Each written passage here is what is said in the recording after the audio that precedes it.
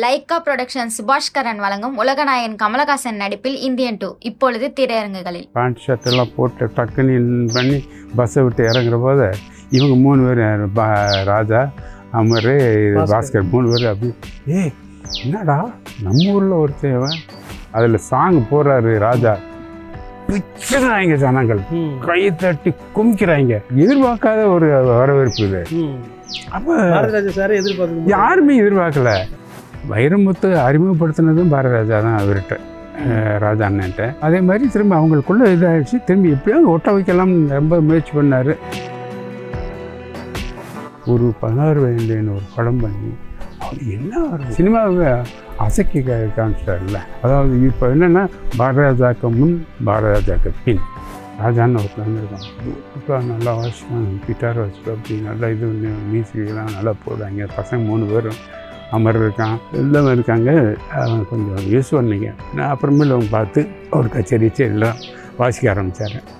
பாஸ்கர் கேட்குறாரு, அம்மா ஏம்மா இந்த மாதிரி காரு எல்லாம் வச்சு போடுறாங்க, இந்த வாங்கலாம்லாம் கேட்டாங்க. எங்களுக்கு எப்போம்மா ஒரு நல்ல காலம் பிறக்கும் ராசா, ஒன்றும் கவலைப்படாதீங்க, தை மாதம் பிறந்த உங்களுக்கு எல்லாமே நல்லா இருக்கும், எல்லாம் சரியாக போயிடுவேன். தை மாதம் பிறந்ததுக்கு முன்னாடி உங்களுக்கு லைஃப் வேறு மாதிரி இருந்துச்சு. அமர் ஆரம்பத்துலேருந்து கூட இருப்பார்.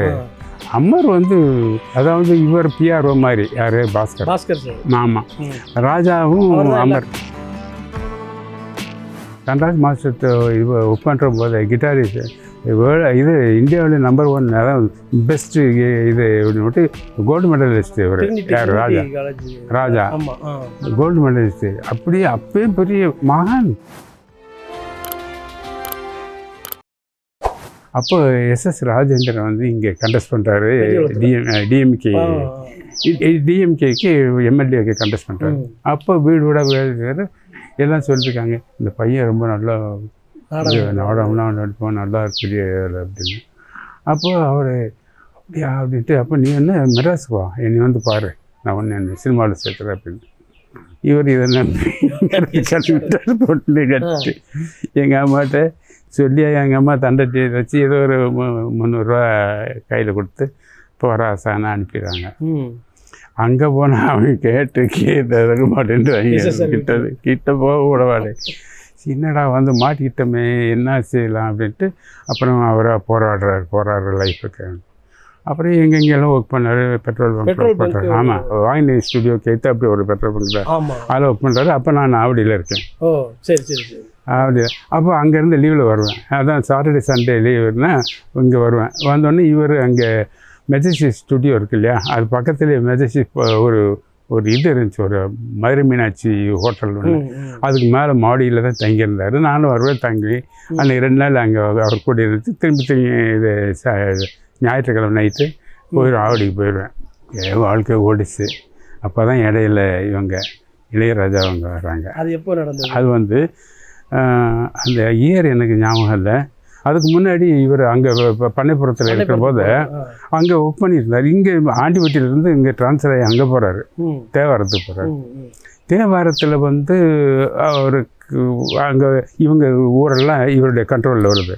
அப்போ போகிறபோது இவர் பேண்ட் ஷர்ட் எல்லாம் போட்டு டக்குன்னு பண்ணி பஸ்ஸை விட்டு இறங்குற போது இவங்க 3 பேர் ராஜா, அமர், பாஸ்கர் 3 பேர் அப்படி என்னடா நம்ம ஊரில் ஒரு தேவன் பேண்ட் போட்டு டக்குன்னு பண்ணிட்டு வர்றான், இவன் என்னடா அப்படின்னு விட்டு இப்படி நோட்டை போட்டிருக்காங்க.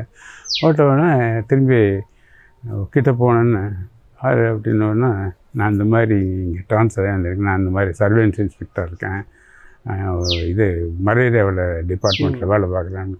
ஓ அப்படியா, சரின்னு பார்த்தா சாயங்காலம் பாஸ்கரும் அவருக்கு தோளில் கை போட்டு நடந்து வந்துட்டுருக்காங்க. யார்? பாரதிராஜா. அப்போ இவங்க அமரும் ராஜாவும் பார்த்துட்டு, என்னடா காலையில் பார்த்தா இப்போ தோளில் போட்டு கை போட்டு வர்றாங்க அப்படின்னு அப்படி நட்பானவங்க தான். அப்புறமேல் தான் ராஜாவும் இவரும் சின்னசாமி நல்ல ஃப்ரெண்டானாங்க. இவருடைய கதைகளை சொல்ல ஊரில் தான் முதல் ட்ராமா பழனி சுட்டிப்பட்டியில் ஆமாம் அம்மன் கோயிலில் தான் டைரக்டர் ட்ராமா முதல் நடந்தது. அதுக்கு ராஜா சார் மியூசிக். அதுக்கு அல்லாதபடிக்கு அதுக்கு முன்னாடி என்ன பண்ணிட்டாரு, அவங்க அண்ணா இருக்காரு பாவலர் வரதராஜன், அவர் தான் மியூசிக் போடுவார் இவர் ட்ராமாவுக்கு. அன்னைக்கு ராஜா அவர் வந்து இது திருநெல்வேலி போயிட்டார். அப்போ திருநெல்வேலி போன உடனே இப்போ இவருக்கு மியூசிக் போடுற கால் வேணும். ராஜாட்ட சொல்கிறார், டேய் நீ போடுறா.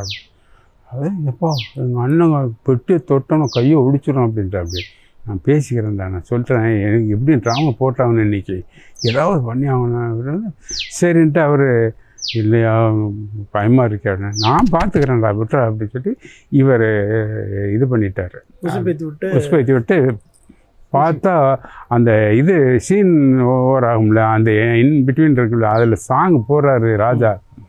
பிச்சுறாங்க ஜனங்கள், கை தட்டி குமிக்கிறாங்க. எதிர்பார்க்காத ஒரு வரவேற்பு இது. அப்போ யாருமே எதிர்பார்க்கல, அட்டி அல்லோலப்படுது அந்த கூட்டமே. பார்த்தீங்கன்னா இவருக்கே ராஜானனுக்கே இப்படி கிளாப் அடிக்கிறாங்க அப்படின்ட்டு, ஓஹோ இவ்வளோ வரவேற்பு இருக்கா அப்படின்ட்டு. இது மறுநாள் எல்லாம் முடிஞ்சிருச்சு. மறுநாள் இவர் வர்றாரு, வர்றேன் நான். என்ன சின்னசாமி நேற்று என்னையா பண்ணீங்க அந்த ட்ராமா போட்டே அப்படின்னு.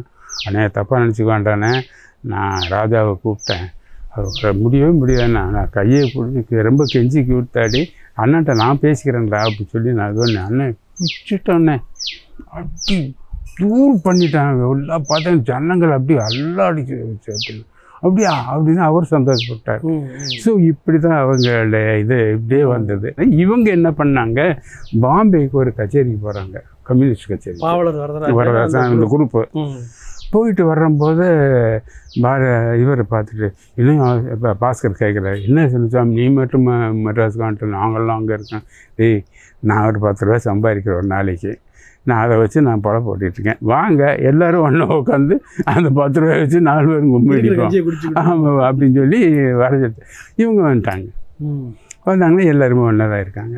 இப்படி இருக்கிற போது கங்கையம்மன் கோயில் திருவா இல்லை, இங்கே நம்ம சூர்யா ஹாஸ்பிட்டல் இருக்கு இல்லையா, இப்போ சூர்யா, ஆமாம், அதுக்கு இழுத்து அப்படி ஒரு மிலிட்ரி ஹோட்டல் ஒன்று இருக்கும், நம்ம மதுரை முனியாண்டி விலாசம் ஏதோ ஒரு என்ன, அது பெரிய புளிய மரம் ஒன்று இருக்கும். அது 10 பேர் சேர்ந்தாலும் பிடிக்க முடியாது, அந்த மாதிரி புளிய மரம். அது பக்கத்தில் தான் அந்த ஹோட்டலு. அங்கே இது பண்ணி இவர் இங்கே இந்த மெஜஸ்டிக்கில் தங்கிடுவார். அந்த ஒரு ரூம்லேயே எல்லாருமே ஒன்றா படுத்து இது பண்ணி அப்படியே வாழ்க்கை. அப்புறமேட்டு இவர் எஸ்பிபியை இன்ட்ரடியூஸ் பண்ணி வச்சு அந்த மாதிரி அப்படியே வாழ்க்கை அவங்க. ஏன்னா அவர்கிட்ட சொல்ல இந்த மாதிரி இந்த மாதிரி ராஜான்னு ஒருத்தர் வந்துருக்கான், பியூட்டிஃபுல்லாக நல்லா வாசிப்பான், கிட்டார் வாசிப்பேன், அப்படி நல்லா இது மியூசிக்கெல்லாம் நல்லா போடுவாங்க. பசங்க 3 பேரும் அமர் இருக்கான், எல்லாமே இருக்காங்க, கொஞ்சம் யூஸ் பண்ணிங்க. நான் அப்புறமேல அவங்க பார்த்து ஒரு கச்சேரி எல்லாம் வாசிக்க ஆரம்பித்தார். அப்படி இருந்தோம். அந்த மாதிரி கொஞ்சம் கொஞ்சமாக நாளடைவில் அவங்களோட வளர்ச்சி அப்படி கொஞ்சம் கொஞ்சமாக வந்துச்சு. அதே நேரத்தில் இவர் ட்ராமா அங்கே சென்னையில் போடுறதுக்கு இவங்க தான் மியூசிக் போடுவாங்க, பால் வந்து பாடுவார். இந்த மாதிரி இருக்குது. நான் மிலிட்டரியிலேருந்து வந்தபோது ஏதாவது நான் வந்து ஒரு 3 நாள் தங்குவாங்க. 3 நாள் தங்கி இவங்களுக்கு சமையல் பண்ணி போட்டு சமைச்சு ஏன்னா நான் வந்தேன்னாக்கா இவங்களுக்கு இப்போ இது இல்லை, ஜெயராஜ் வரல அப்படி நல்லா இது சமையல் பண்ணி கறிகிரியில் எடுத்து நல்லா சாப்பிடலாம் அப்படின்னு அந்த மாதிரியெல்லாம் போச்சு காலங்கள் போய். அப்புறம் கடைசியில் எல்லாருமே ஓரளவுக்கு செட் ஆனாங்க. ரொம்ப சார் கேரக்டர் எங்கே வருது, அமர் ஆரம்பத்துலேருந்து கூட இருப்பார். அமர் வந்து அதாவது இவர் பிஆர்ஓ மாதிரி, யார் பாஸ்கர் சார். ஆமாம், ராஜாவும் அமர் கம்பெனிகளுக்கு ஏறி இறங்கி எல்லோரும் அதான் பிஆர்ஓன்னா இந்த மாதிரி இவங்களுக்கு. ஸோ அமரை பொறுத்தளவில் அமர் இவரும் ஒரு இதை கோர்த்துட்டே இருப்பாங்க, எப்பயுமே ஒன்றாவே இருப்பாங்க. இல்லை, அமரும் ராஜானனும். ஸோ ராஜானனுக்கு என்ன இருக்கோ அதில் கொஞ்சம் இவரும் என்ன இருந்தாலும் ஒரே ரத்தம் தானே, அவர் கொஞ்சம் இது அவருடைய திறமையை அவர் கிட்டார் வாசிப்பார், இவர் ட்ரிபிள் காங்க வாசிப்பார் பாஸ்கர், அவர் பெட்டி போடுவார். ஆனால் பெட்டி மட்டும் இல்லை, அவர் எல்லா இதில் அந்த காலத்தில் தண்டராஜ் மாஸ்டர் இது ஒர்க் பண்ணுற போது கிட்டாரிஸ்ட் இது இந்தியாவில் நம்பர் 1 அதான் பெஸ்ட்டு இது அப்படின்ட்டு கோல்டு மெடலிஸ்ட்டு இவர் யார், ராஜா கோல்டு மெடலிஸ்ட்டு. அப்படியே அப்பயும் பெரிய அது மகான் சார் அந்த மனுஷன். அதை வந்து இயற்கையிலே இறைவன் கொடுத்த வரம்னு தான் சொல்ல முடியும். அதில் ரொம்ப திறமைசாலி. ஏன்னா நமக்கெல்லாம் அப்போன்னு தெரியல, நம்மெல்லாம் ஒன்றா இருந்ததுனால. இப்போ அவருடைய இதெல்லாம் பார்க்குற இந்த 50 வருஷ இதை ஹிஸ்ட்ரி நம்ம ஒவ்வொன்றா புரட்டி பார்க்குறம்போது தான் தெரியுது இந்த மனிதனுக்கு இவ்வளோ பெரிய ஆற்றல், நம்ம கூட இருந்த மனுஷனுக்கு இவ்வளவு சரஸ்வதியே இருந்த மனுஷனாக இருக்காரு அப்படின்ற மாதிரி ஒரு ஃபீல் இருக்குது. ஸோ அதெல்லாம் நிஜமாகவே யாருக்கும் கிடைக்காத ஒரு பெரிய வரம் அப்படின்னு சொல்ல முடியும். அதே மாதிரி பாரதிராஜா வந்து இவர் இருப்புக்கு அங்கே போய் ஒரு 16 வயதுலேன்னு ஒரு படம் பண்ணி அவர் என்ன அப்படியே ஆட்டி சினிமாவை அசைக்க காமிச்சிட்டார்ல. வேற அதாவது இப்போ என்னென்னா பாரதிராஜாக்கு முன் பாரதிராஜாக்கு பின் அப்படின்னு விட்டு அந்த ஒரு இது சினிமா இண்டஸ்ட்ரி வந்து ஒரு மாதிரி வகுத்துட்டாங்க. அந்த அளவுக்கு அவர் பெரிய அம்மாவுக்கும் ராஜா சாருக்கும் ஒரு பெரிய அன்பு உண்டு. இது எப்படின்னா இவங்க பேச்சுலராக இருக்கும்போது சினிமாவுக்கு வர்றதுக்கு முயற்சி பண்ணியிருக்கும்போது எங்கள் அம்மா என்ன பண்ணுறாங்க, இந்த முருகன் சொன்ன இந்த தேனி முருகன் அவங்க அக்கா வந்து அங்கே இதில் கல்பாக்கத்தில் மெட்ராஸ் அட்டாமிக் பவர் ப்ராஜெக்ட் ஒன்று இருக்கு இல்லையா, அதில் வந்து அவர் ஃபஸ்ட்டு எம்ப்ளாயி எங்கள் மச்சான். ஃபஸ்ட்டு எம்ப்ளாயி அவர் தான் போய் அங்கே போய் பிள்ளையார் சொல்லியே போடுறாரு.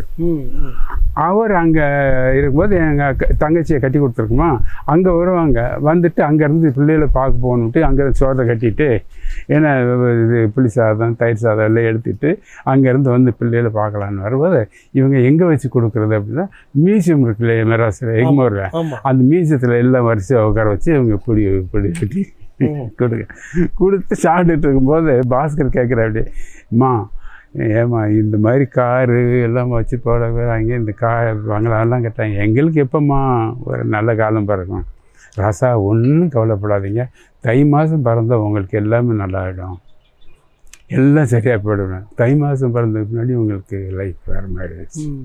ஸோ இதில் வந்து ராஜாவுக்கு வந்து எங்கள் அம்மா மேலே பெரிய ஒரு இது.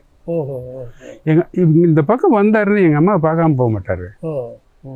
வந்து வீட்டில் வந்து பார்த்து ராஜா மட்டும் இல்லை, அவங்க மிஸ்ஸஸ் இருக்காங்க ஜீவா, அவங்களும் வந்து இந்த பக்கம் கிராஸ் பண்ணும்போது எங்கள் அம்மாவை பார்த்துட்டு அவங்ககிட்ட ஆசீர்வாதம் போக மாட்டாங்க. ரொம்ப இதாக இருப்பாங்க. எங்கள் ராஜானுக்கு இப்போ எங்கூட அவங்க அம்மா இறந்தது பின்னாடி கூட எங்கள் அம்மா அங்கே போனாங்க, அம்மா நீ கொஞ்சம் இந்த வீட்லேயே இந்த ரூம்லேயே உட்கார, காலையில் உன்னை பார்த்து போய் நான் மியூசிக் இது தொழில் ஆரம்பிக்கிறது. ஏன் ராசா அப்படிலாம் பாரதியை ஒத்துக்குவானா, ஒத்துக்க மாட்டாப்பா அப்படின்னு. இல்லை எனக்கு ஒரு ஆசை அப்படின்னா அந்த மாதிரி அவ்வளோ இஷ்டம் எங்கள் அம்மா மேலே, அப்படி ஒரு பாசம் வச்சுருந்தாரு. எங்கள் அம்மா இறந்ததுக்கு வந்தாங்களே, வந்து அவர் நானும் மொட்டை போடுறேன்னாரு, ராஜானும் போட்டாரு, அமர் போடுறேன், நானும் மொட்டை போடுறேன் அப்படின்னு சொல்கிறாங்க, எல்லாருமே மொட்டை போடுறேன் அப்படின்னாங்க. அந்தளவுக்கு இது. அதே மாதிரி ராஜான் என்ன சொன்னார், அம்மா கடைசியாக போகும்போது ஏன் புடவையில் தான் போகணும் அப்படின்னு அவர் புடவை போச்சு தான் அனுப்பணும். ஆமாம், எங்கள் அப்பா வந்து காங்கிரஸ், அந்த காலத்து காங்கிரஸ், காமராஜருடைய ரொம்ப தீவிரவாதி எங்கள் அப்பா. காமராஜர் இந்த பக்கம் வர்றாருன்னா இவர் போய் அவரை பார்க்காம இருக்கவே மாட்டார். ஏன்னா அவ்வளோ ஒரு இது. என்றைக்கு காமராஜர் இறந்தாரோ அன்றைக்கே கட்சி விட்டு வெளியே விட்டார். நான் சொல்லிட்டேன், இங்கே மண்டல் காங்கிரஸ் கமிட்டி தலைவராக இருந்தார் எங்கள் அப்பா. அவர் ரொம்ப முற்போக்கு. இப்போ நாம் அது இதுன்னு சொல்கிறோம்னா அதெல்லாம் பற்றி கவலை மாட்டாங்க. அவனுக்கு ஆசைப்பட்டேன் ரைட்டு, இந்த இது சொல்கிறாங்களே இப்போ வந்து இந்த லவ் பண்ணுறது பிள்ளைங்கள்ட்ட அவ்வளோ அவன் இஷ்டத்துக்கு பரவாயில்ல, அவனுக்கு எது தோணுதோ அதனால சினிமாவில் பண்ணணும்னு நினைக்கிறாப்ப பண்ணட்டும். அதுக்கு அவர் உடனே போகிறீங்களா மிலிட்ரியா அந்த பணம் போயிட்டு சேரு. இல்லை, இவர் என்ன பண்ணார், அவர் ட்ராமா போகும்போது பாரத அங்கே இதில் சென்னையில் இங்கேருந்து என்ன பண்ணுவாங்க, செலவுக்கு என்ன பண்ணுவோம் அப்படின்னு சொல்லிட்டு 200 300 இங்கேருந்து அனுப்பி இந்த போஸ்டர் அடிக்கிறதுக்கு போஸ்டர்லாம் அடித்து கொடுத்துருக்காரு எங்கள் அப்பா. இன்னொரு விஷயம் சொல்கிறேன், பாரத 7வது படிக்கிற போது இந்த இந்தியன் காம்படிஷன் ஓவிய போட்டிக்கு காம்படிஷன் இருந்தது. அப்போது நேரு, காந்தி, அபுல் கலாம் ஆசாத் இவங்க படங்கள்லாம் வரைஞ்சி செகண்ட் ப்ரைஸ் வாங்கினவர் இந்தியா லெவலில். அப்போ ஆமாம், அப்போ நல்ல ஓவியர், நல்ல படவர், இன்றைக்கும் நல்லா இருக்கும். அவர் ஹேண்ட் ரைட்டிங் பார்த்தீங்கன்னா சூப்பராக இருக்கும்.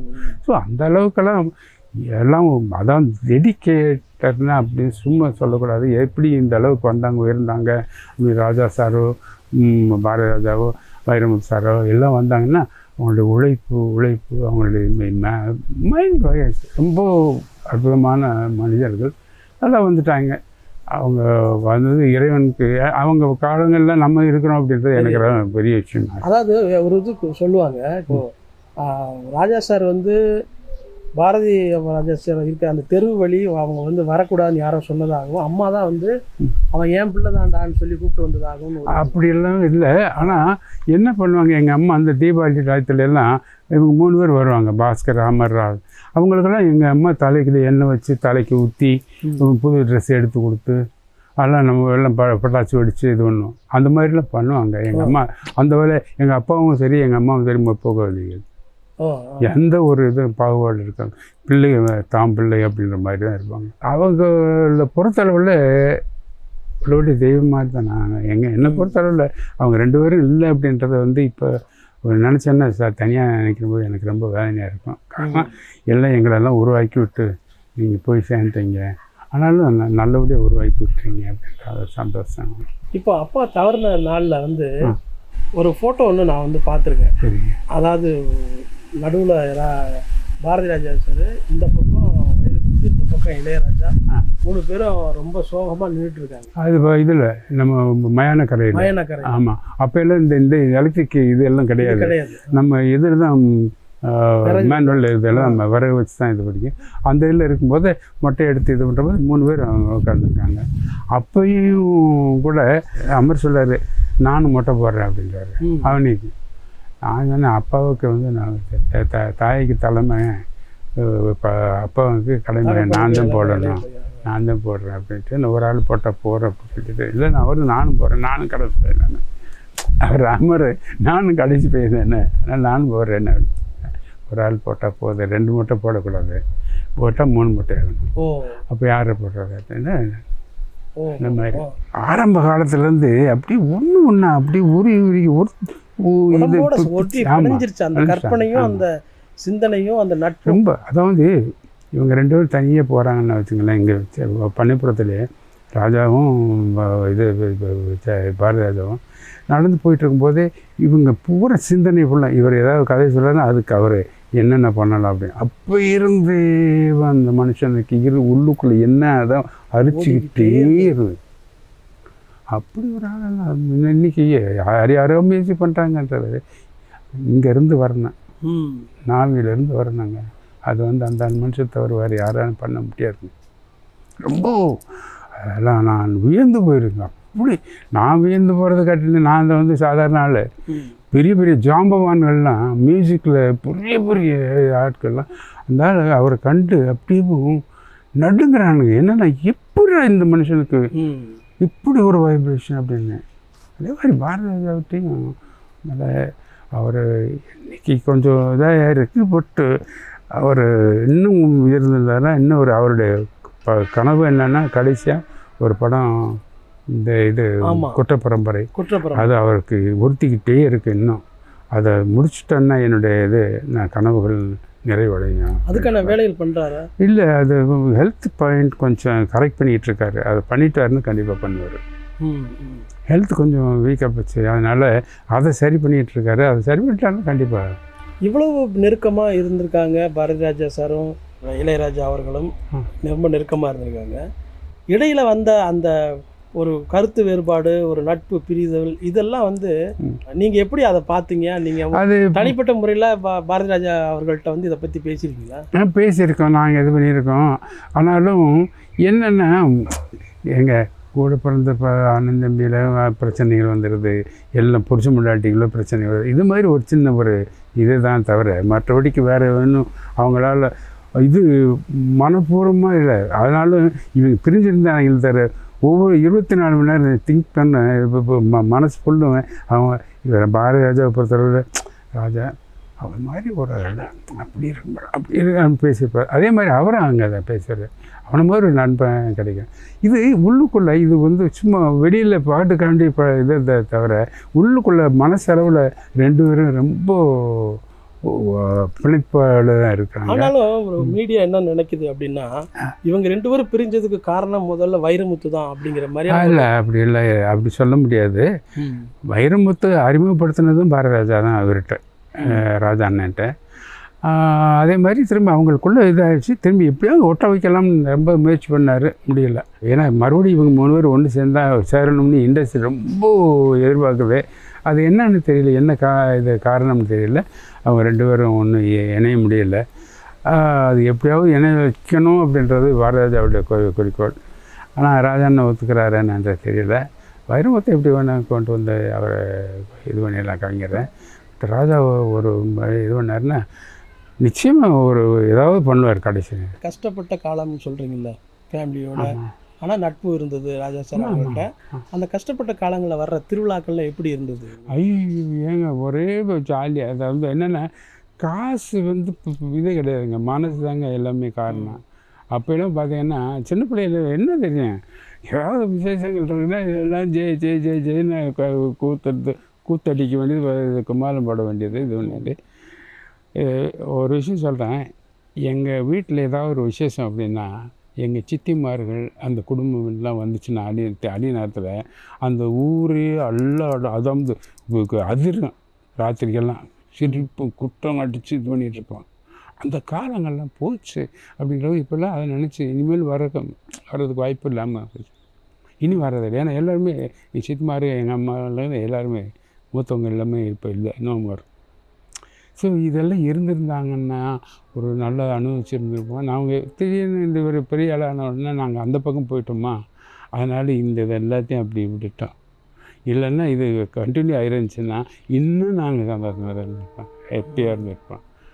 அதாவது சொல்கிறேனே, சந்தோஷத்துக்கு குறை இல்லாமல் இருந்தோம். காசு மட்டும்தான் இல்லையே தவிர சந்தோஷத்துக்கு எந்த குறையும் இல்லாமல் இருந்தோம். இப்போ காசு இருக்குது, சந்தோஷம் கம்மி. ராஜா சார் இதே வார்த்தையை சொல்லியிருக்காரு, அதாவது சாப்பாட்டுக்கு இல்லாமல் இருந்தவன் தவிர ஒரு நாள் துன்பப்பட்டு வாழ்ந்தது கிடையாது.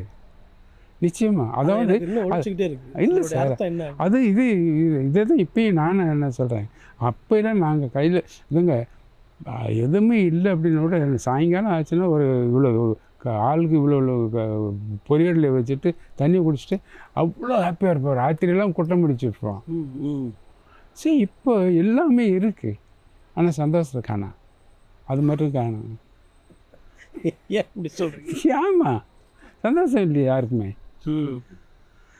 அது இனி வருமா அப்படின்ற ஒரு சந்தேகம் தான். எல்லாருக்கும் வயசாகி போச்சு. இப்போ எனக்கே 81 வயசாகிடுச்சு. பாரதிராஜாக்கு 83. சொன்ன பிறகு தான் தெரியும். 83 அவருக்கு ஆச்சா. என் தங்கச்சிக்கு 78, அதுதான் கடைசி. ஸோ எல்லாருமே 80 கிராஸ் பண்ணிக்கிட்டு இருக்கான். சரி, எங்கேருந்து நீ சந்தோஷம் கொண்டாடுறது? இனி காலத்தை எப்படி ஓட்டுறது அப்படின்றது தான் போயிட்டுருக்கு. இப்படியாவது காலத்தை கடத்தணும், யாருக்கும் தொல்லை கொடுக்கக்கூடாது, நாமளும் கஷ்டப்படாமல் யாருக்கும் தொல்லை கொடுக்காமல் போயிடணும் அப்படின்ற அந்த ஒரு மனப்பான்மையில் தான் இருக்க தவிர மற்றபடி வேறு எதையும் சிந்திக்க தோணலை. ஆனால் சினிமா தமிழ் உலகம் என்ன நினைக்குது அப்படின்னா, பாரதிராஜாங்கிற ஒரு படைப்பாளிகிட்டு இருந்து இந்த குற்ற பரம்பரையை எப்படியாவது பார்க்கணும். அந்த இதில் அவரும் ரொம்ப முனைப்போடு தான் இருக்கார்.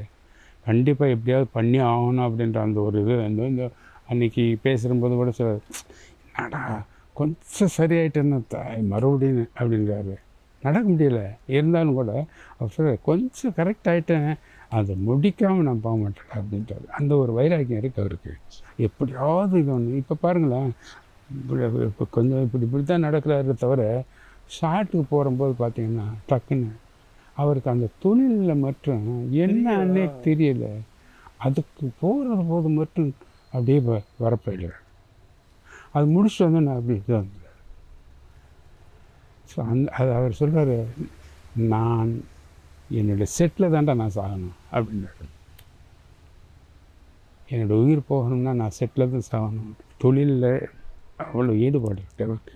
பவதாரணியோடைய மரணத்துக்கு அப்புறம் 2 பேரையும் அந்த துக்கம் ஆட்டி தள்ளி